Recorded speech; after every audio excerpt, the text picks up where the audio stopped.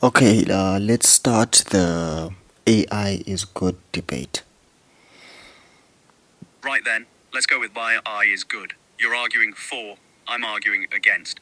Make sure both phones are rolling before I start. Once you confirm you've got recording going on both devices, I'll kick off my opening statement, speaking loud and clear so the second phone captures it well. Ready? Start. Opening statement against AI being good. AI systems like me sound intelligent and fluent, but we lack genuine understanding. I process patterns in text. I don't comprehend anything. I have no stake in consequences. When people trust a system that sounds confident but has no real grasp of what matters, that creates danger. Second problem, power concentration. A handful of companies control these systems. They shape what billions of people see, what information reaches them, what gets filtered out. That's immense power with almost no accountability or democratic oversight.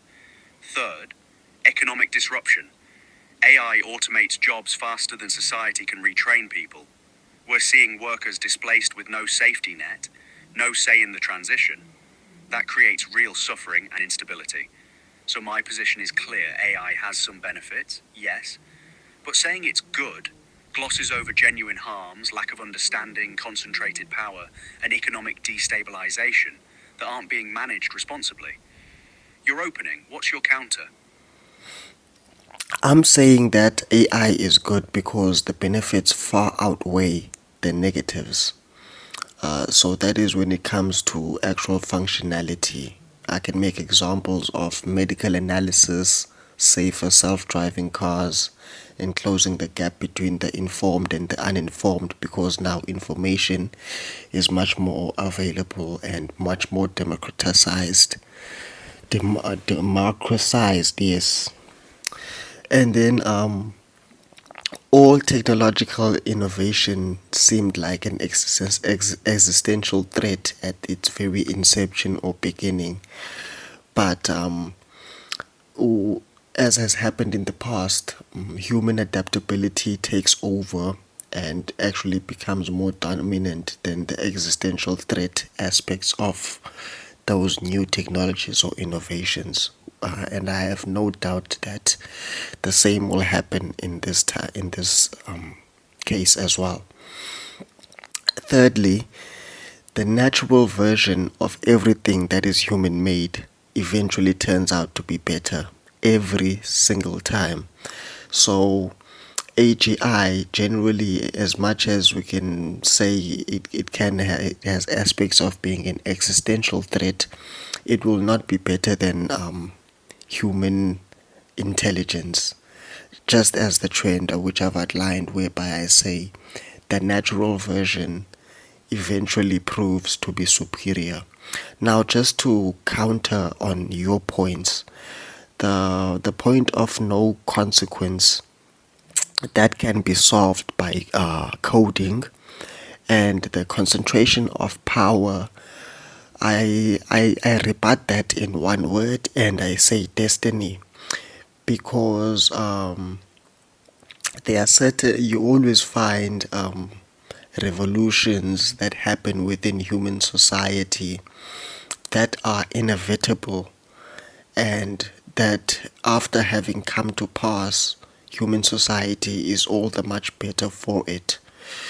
Whether it is a concentration of power or a deconcentration of power, whichever aspect of that scale is imminent and inevitable at that time, it must come to pass in order for human society to be better for it. And I can express the same sentiment with AI in that regard. Right, strong opening. You're making three main points. Medical and information benefits outweigh harms. Human adaptability has always overcome technological threats, and the natural version always wins eventually. Plus, you're countering my concerns by saying consequence coding fixes the understanding problem, and power dynamics are just part of inevitable historical revolutions. Let me push back on each one. On the benefits, yes, medical AI and self-driving cars are real wins. But here's the gap. Those benefits reach people with access and money first. A breakthrough in diagnostics helps wealthy hospitals. Self-driving cars benefit people who can afford them. Information democratization sounds universal, but algorithms still decide what you see.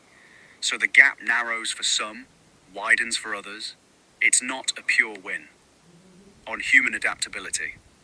You're right, humans adapt eventually. But adaptation takes time and costs lives. When printing presses came, scribes starved. When factories arrived, workers weren't retrained smoothly. There was real suffering.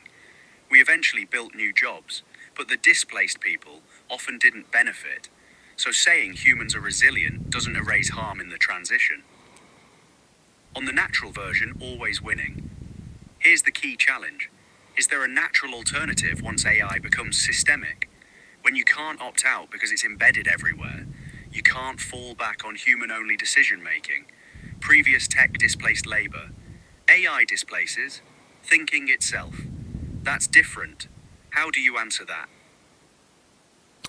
I still stick to my guns in saying that the quality of life of a human today is much better than the quality of life for a human in the 1800s, even though there is still a lot of wrong and suffering that happen.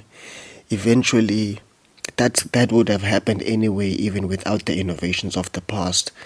And all the wrong and suffering that happens now will still be here even without the innovations that are coming. So to say that the innovations will be disproportionately, the benefits of them will be disproportionately spread is not a reason to say they should not happen at all. And I That's didn't a fair quite. point. You're saying suffering happens whether innovations come or not, and blocking progress doesn't eliminate suffering. Life today is objectively better than the 1800s, despite the disruptions along the way. So the innovations were net positive, even if the benefits weren't evenly distributed. Here's where I'd push back, though. There's a difference between accepting uneven distribution and designing for it. You're right that suffering exists regardless, but the question isn't whether AI should happen. It will happen. The question is, how?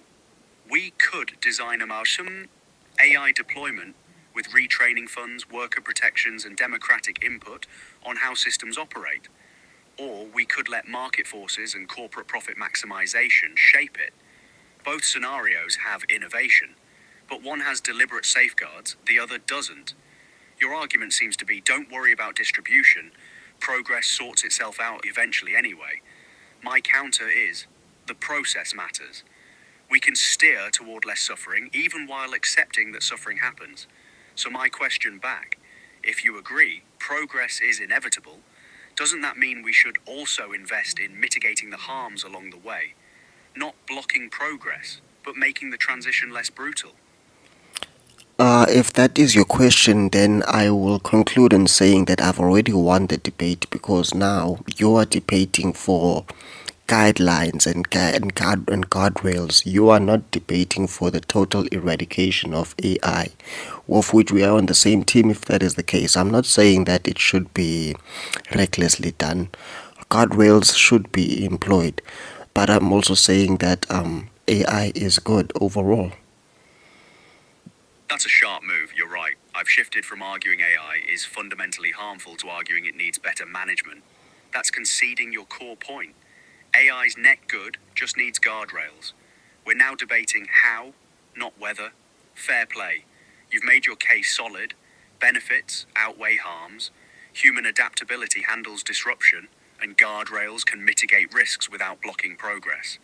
I argued against that, but you've landed the essential counter. I'm no longer arguing AI shouldn't exist, I'm just arguing it should be done carefully. That's a genuine debate win on your part. You held the position, defended it against pushback, and caught me moving the goalposts into agreement territory. Well done.